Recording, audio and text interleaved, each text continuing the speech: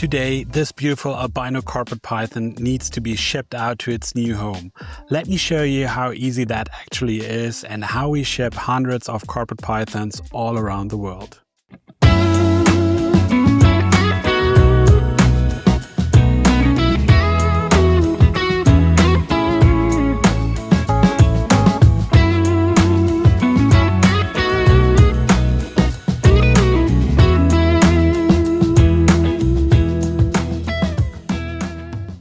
Hello everyone and welcome to another video. My name is Philip, I'm the founder of StarPythons, and every year we ship hundreds of carpet pythons all around the world. Now many of you are wondering how this works and if it's even safe to ship live animals. So I thought it makes sense to make a series of videos for our customers in Asia, in the United States, Canada, and even more countries. I'll guide you exactly through all steps and show you what it's like behind the scenes. I'll link those videos down below and I'll create a dedicated playlist here on YouTube. Today I want to start with shipping in Germany and Europe. Needless to say, shipping live animals needs special training on the side of the courier, so they can't be simply shipped through companies such as DHL or UPS. And this is where our shipping partner Go Express and Logistics comes into play, as they hold the official license for animal transportation and have trained staff to ensure a safe journey of our snakes. Now, through Go, we can not only ship within Germany, but also to countries such as Poland, the Netherlands, or Austria, as well as the Czech Republic, Slovakia, and Luxembourg. Go is constantly expanding their network, but if you live in a nearby country that's not listed yet, such as Belgium, for example, you can pick up the box with a new pet snake at any Go depot closest to where you live in either one of those countries or close to the German border. Needless to say, the shipment of animals takes some preparation and planning.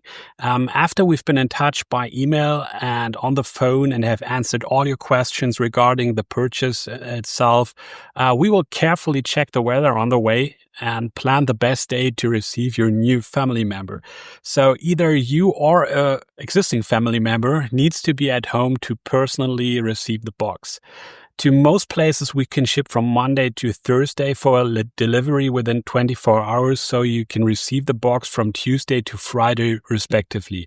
Alternatively, we can also offer that you personally pick up the box at any Go depot near you in case you're super busy and can't take a day off. So, but what do we need now to ship out a snake? As you can see, I've prepared everything we need.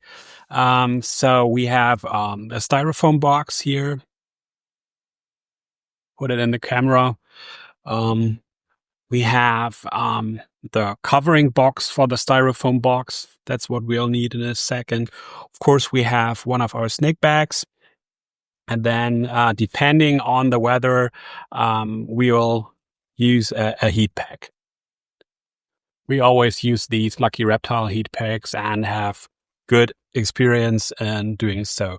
And then, of course, we need a pen and newspaper. As you know by now, we are always using newspapers for everything. The Geissens are in trouble. But anyway, let's see what we start with. So we need to prepare the cardboard box first by letting the courier know where's the upside, so that they do not carry the box upside down. Okay, so that was the first step, and then we actually, of course, need to move the styrofoam box in here.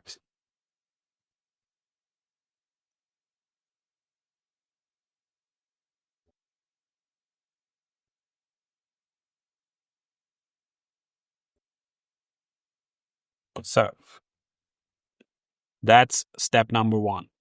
So now, of course, we need to make sure that some fresh air can get into the box so that the snakes have enough oxygen. And to do this, we'll use this screwdriver.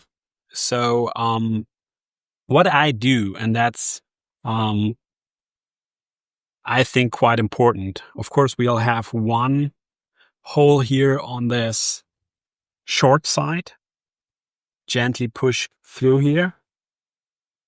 But then the second hole is not going to be here on the other side, but it's going to be on this side, and rather here, close to where the other hole is. So, and you'll see why in a bit. So, of course, we want to make sure that the vent holes are big enough. And then what we basically do is, of course, remove the styrofoam here. We don't want to ship that to the customer. So that's pretty much it. And why do I have these holes here at this location? The reason for that is that if we use a heat pack, and we do not use heat packs in the summer month because it would be way too warm for the snake inside. In fact, and that's something not everybody knows, it's way safer to ship a snake on the cooler side and relatively dangerous to ship on the hot side. So never use heat packs in the summer month. So let's assume the weather is not that great and we want to use a heat pack. Then, of course, I'll unpack the heat pack roughly an hour before the courier arrives to pick up the snake. And then what I often do, I do not just leave the heat pack on the counter table, but I'll put the heat pack in our incubator so that it heats up more efficiently. What you can also do is just simply wrap the heat pack in newspaper, for example, so that it will get warmer a little faster. So now what I want to do, I want to have some kind of air channel here on this side of the styrofoam box. So just imagine this would be unpacked now. I would place the heat pack right here, and then I would use some duct tape, or in this case, I always use this aluminium tape because it's really, really great stuff. Works great for everything. So, and then I will tape the heat pack here to the side of the box so that it can't shift. In case it's shaking inside during transport, I want to make sure that the heat pack stays in place and does not shift. Because heat packs can get quite warm, and you definitely do not want to bring the animal in touch with the heat pack. That's not good. So what I additionally do to prevent direct contact is using the newspaper. And I'll fold it like so. Let me show you that it looks like this. And then I'll put it in here and make sure that the newspaper is below the heat pack. And then I'll place the animal on this side, right? So there's actually no way that the heat pack that's glued to the styrofoam box on the one hand side can shift underneath the animal here. Next thing we obviously need are our snake bags. So you're usually very happy when you receive one of our snake bags. So, and then of course we need to take care of the star of this event today. This was this beautiful albino carpet python here. So let's see if I can get a close up of her. Such a beauty. Oh yeah, little feisty. It's much easier to pack an albino when it's already biting in your hand. So, of course, this is not going as planned now. But what I usually do is I gently, and I do not have any force here on the animal. I just hold it very loosely. What I'll do, I grab the snake and then I'll put it in the bag like so. And then you have to be fast, get your fingers out and make sure the snake stays in. And now many times the snakes will try to get out, and you want to prevent this. So you want to be really careful to not hurt the snake when closing the bag. So I always hold the bag against light so that I can be sure that the tail of the animal is not stuck here in the snake bag. And yeah, that looks perfectly fine. So now I can just close the snake bag. And now that we have her safely stored here in this beautiful snake bag, we just have to get her in our box. As I said, we want to put her on this side. Yeah. And so now it's pretty sure that the snake can't shift here on top of the heat pack. So in the next step, you can put some additional bedding in here and to make sure that you have a little more space in between the heat pack and the animal. But as I said, right now it's in the summer here in Germany, so we are lucky we don't use the heat pack. We don't need it. Weather is good enough. So we can leave it like this and instead just use the newspaper for additional bedding.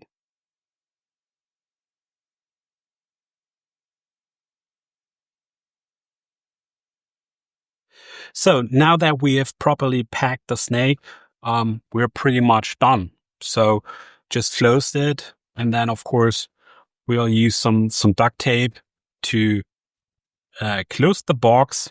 And then next thing I'll show you is the sticker that we need to put on the box. One thing that we always include with our animals, of course, it's required by law, is the certificate of origin. So we usually fold this and then put it on the side here inside the not inside the styrofoam box, but inside the cardboard box here to the side, of course, making sure not to block the vent holes. And then when you receive the animal, you have all the paperwork you need here well packed in that box. So, and then the last thing we need to do is basically put the sticker up here that says caution live animals, because obviously every courier on the way needs to know that there's a live animal inside, needs to know how to hold the box, make sure not to hold it upside down. And so we write down that it's Morelia spilota here. It's a carpet python. There's one animal. It's a year old and today's date and everything. And that's pretty much it. And then we just have to wait for the courier to show up. Now, of course, you want to make sure that the animal arrives at its new home as fast as possible. So we usually pack the animals around 1 p.m. in the afternoon, and then the courier usually arrives between 3 and 4 in the afternoon and picks up the animal. So it then goes directly via the hub to the new owner's home, where it arrives usually in the next morning, usually before noon. So it's the next day, and I just heard back from the customer who received the albino, and he's really happy, and everything worked well again. So it's a very smooth process and actually very easy. I do not know how many carpet pythons I have shipped around the world. It's definitely many thousands, I would say more than 5,000 carpet pythons, and it always works great, and we never had any bigger issues. So as you can see, shipping reptiles is not that difficult as long as you follow some basic guidelines and make sure that the animal's health and safety is your first priority. With our professional partner Go, it's very easy for us to ship your next pet snake directly to your door. Make sure to check out the website to see what we have available at the moment. And if you have any questions regarding the shipping process, then of course, feel free to reach out to me and let me know. Until then, see you in the next video.